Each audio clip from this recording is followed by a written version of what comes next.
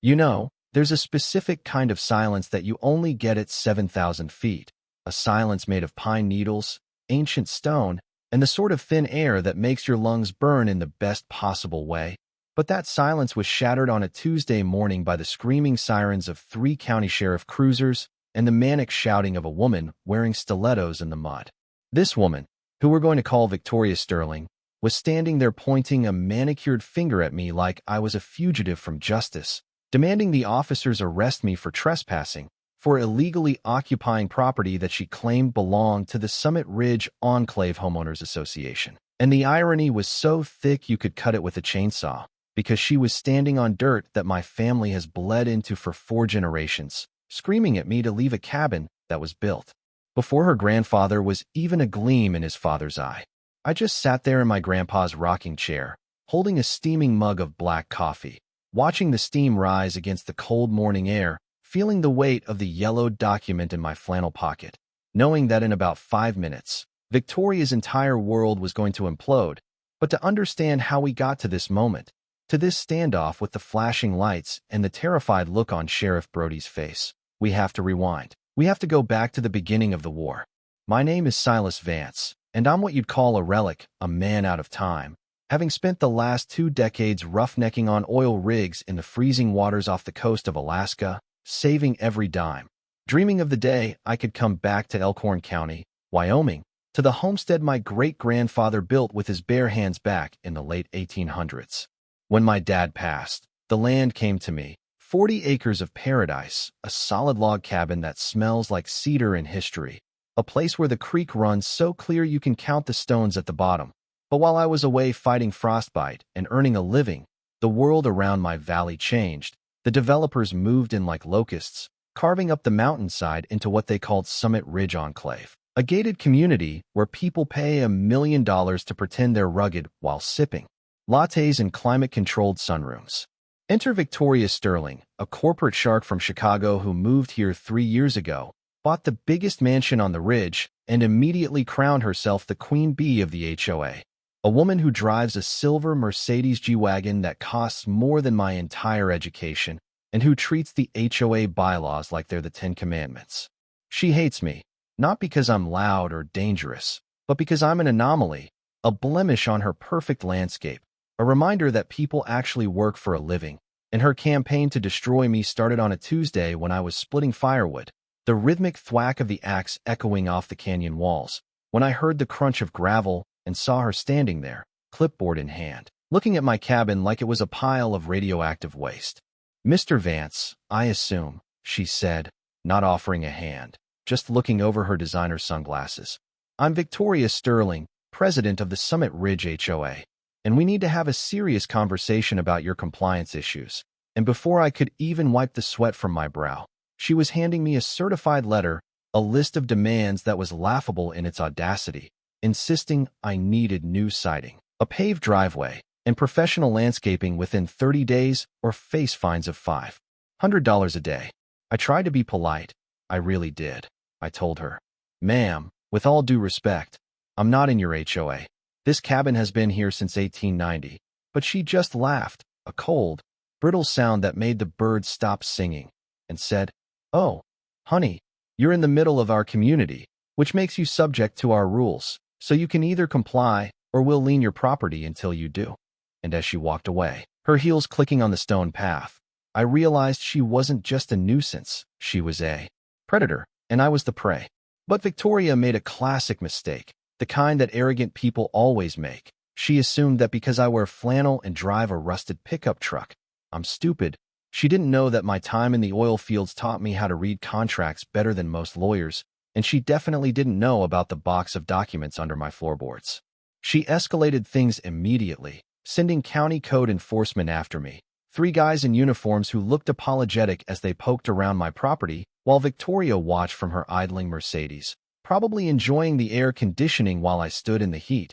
But when the lead inspector, a good man named Officer Miller, asked about the age of the structure, I pulled out the original building permits from 1890, proving that my cabin was a non-conforming use structure, essentially bulletproof against modern zoning laws thanks to grandfather clauses. Officer Miller actually laughed when he saw the paperwork. shaking my hand and telling me my electrical and septic were in better shape than the new builds up the hill. And I watched Victoria's face turn a shade of red that matched her lipstick when they drove away, without issuing a single citation. But that small victory only poked the bear.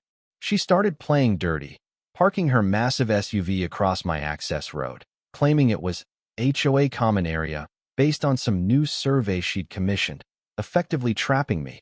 And when I confronted her, she just smiled that shark smile and said, "If you don't like it, call the sheriff, sweetie," knowing full well that a property line dispute is a civil matter that the police won't touch without a court order.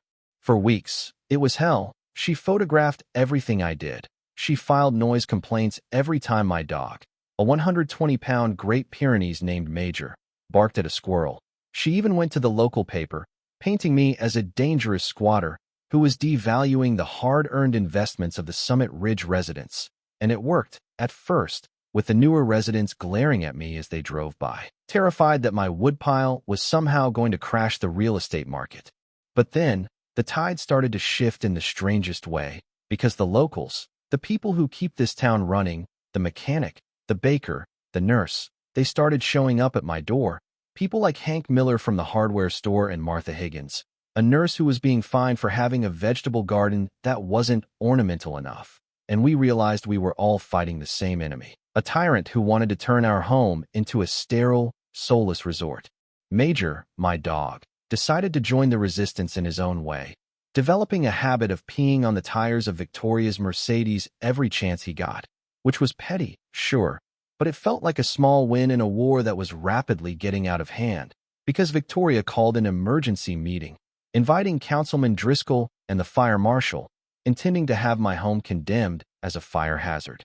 I walked into that community center feeling like a gladiator entering the arena, clutching a folder of documents, listening to Victoria give a PowerPoint presentation where she called my home a shanty and a death trap.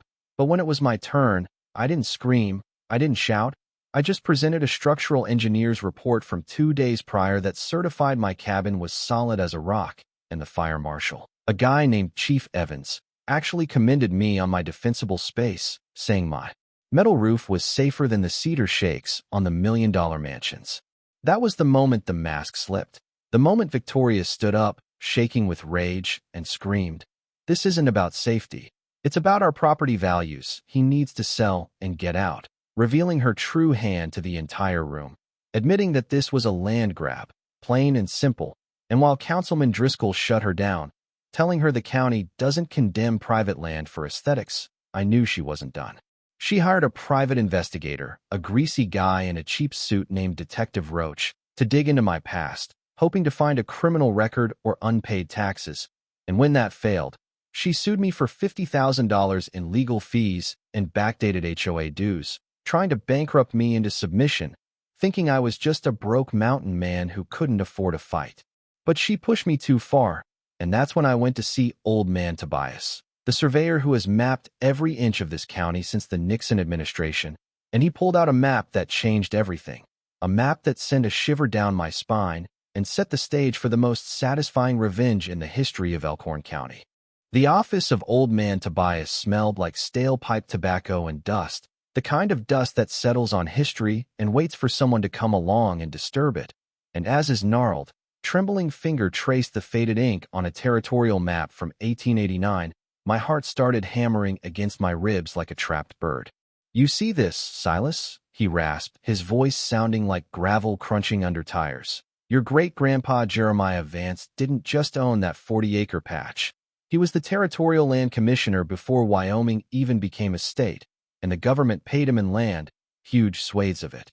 I leaned in, squinting at the map, and my stomach dropped because the lines he was tracing didn't stop at my fence. They encompassed the entire valley, stretching from the river all the way to the peaks, covering every single acre of what was now the Summit Ridge enclave. And I looked at him, breathless, and asked, "Are you saying he owned all of it?" And Tobias just chuckled, a dry, wheezing sound, and said, "He owned it, son. But that ain't the kicker. The kicker is what he kept when he sold it."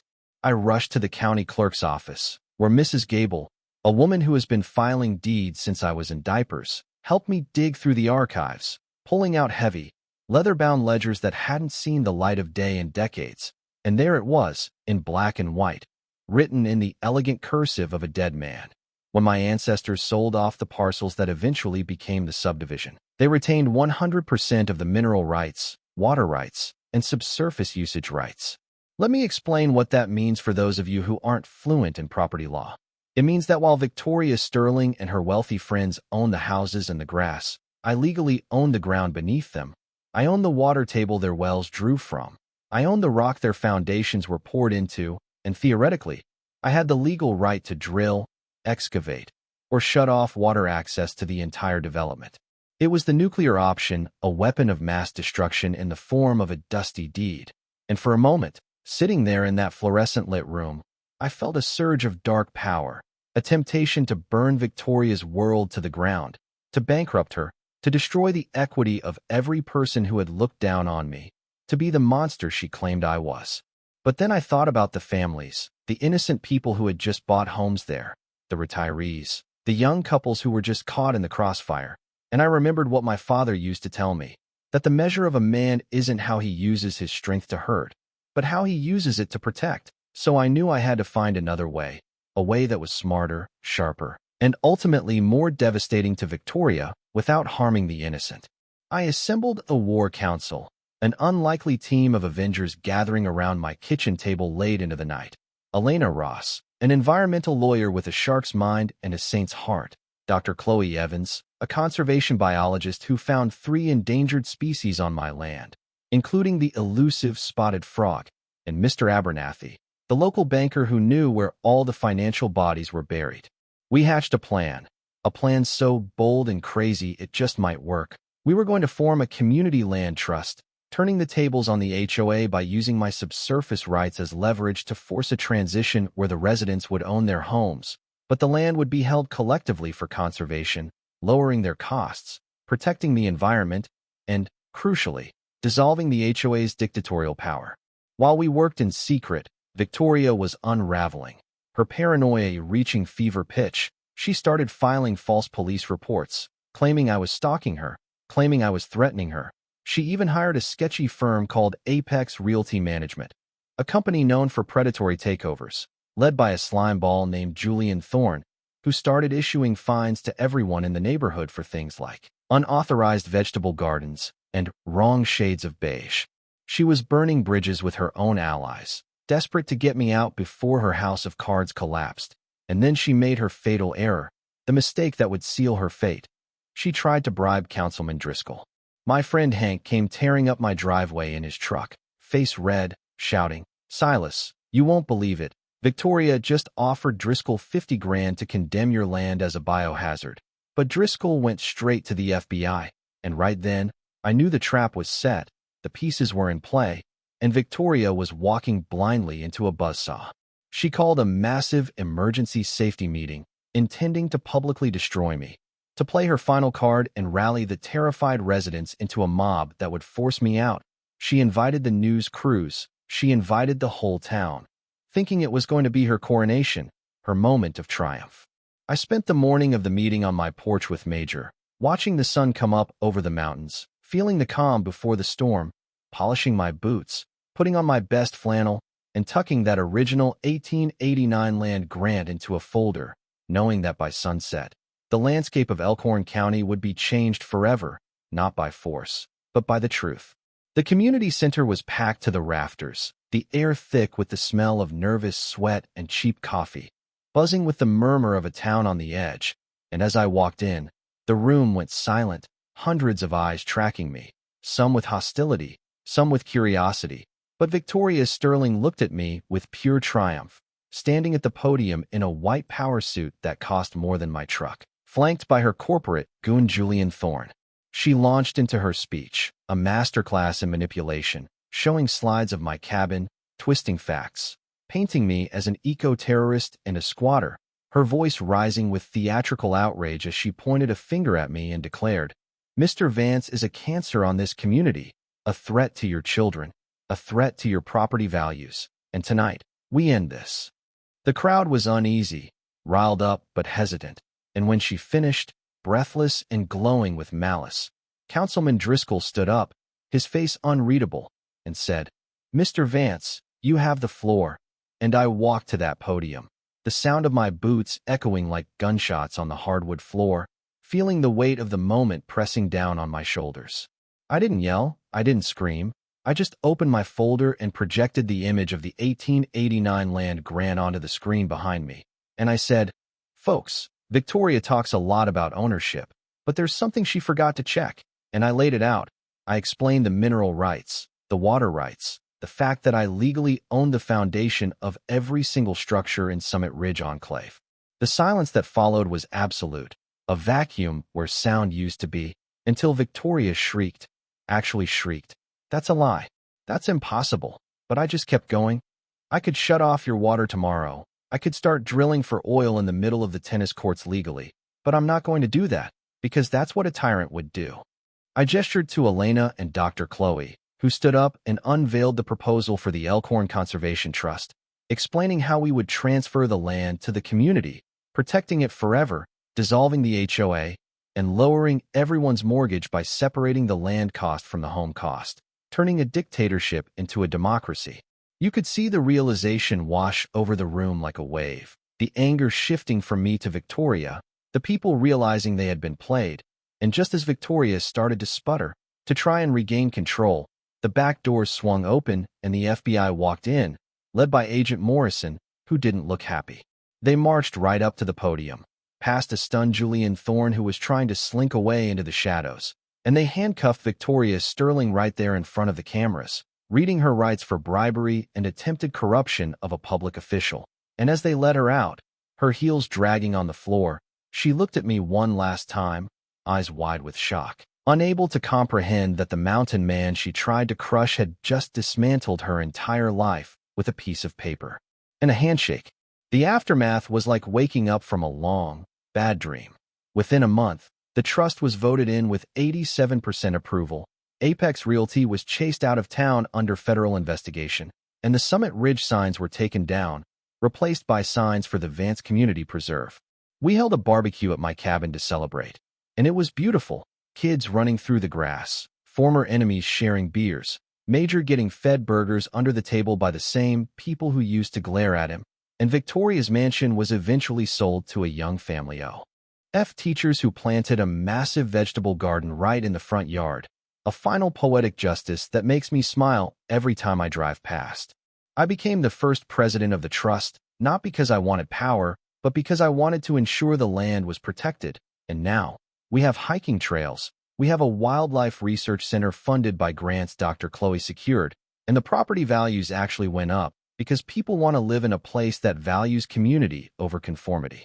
As I sit here now on my porch, watching the sun dip below the peaks, listening to the wind whisper through the pines, I think about the choice I made, the choice to build rather than destroy, and it makes me wonder about the nature of justice in this country.